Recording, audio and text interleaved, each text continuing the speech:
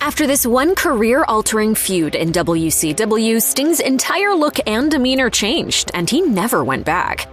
Sting had one of the most illustrious careers in the history of wrestling. From going to a 45-minute draw with Ric Flair at the first Clash of the Champions in 1988 at the Greensboro Coliseum, to retiring at AEW Revolution 2024 in the very same building. The icon came out for his final match with his two sons, dressed as previous versions of his character, showcasing just how much Sting has transformed over his 40 years in the business. Still, it's his famous Crow character that has stuck with him the longest. So what was it that led Sting to drop his happy-go-lucky early 90s persona? I just don't want to be boring in the ring. I don't want to be boring out of the ring. So the face paint, the jackets, the tights, everything else. What drew him to the much darker character he has largely stuck to for almost 30 years? The answer lies in the heart of the Monday Night War. According to several people who were involved, Sting was originally intended to be the third man in the anti-WCW NWO faction, a spot that infamously went to Hulk Hogan instead. Sting's role then ended up being one of the lead WCW forces fighting against the NWO when the group initially formed in 1996. But then there were trust issues. The NWO had wrestler Jeff Farmer dress as Sting. He became known as NWO Sting, or just Fake Sting. This fake Sting attacked Lex Luger on the Nitro before Fall Brawl,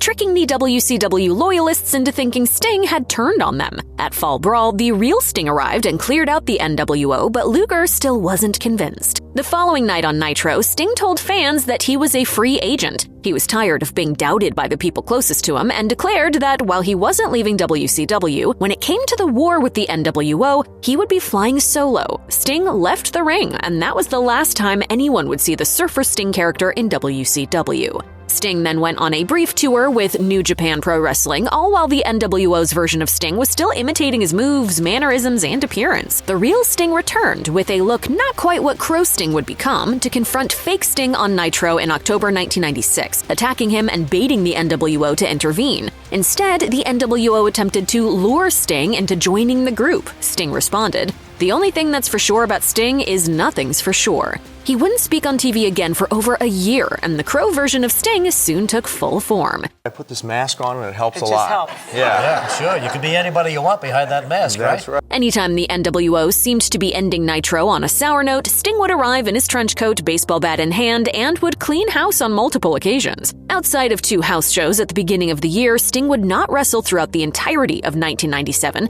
mainly filling the role of the outside anti-hero fighting for WCW against the NWO. This ultimately led to the company's most anticipated match possibly ever.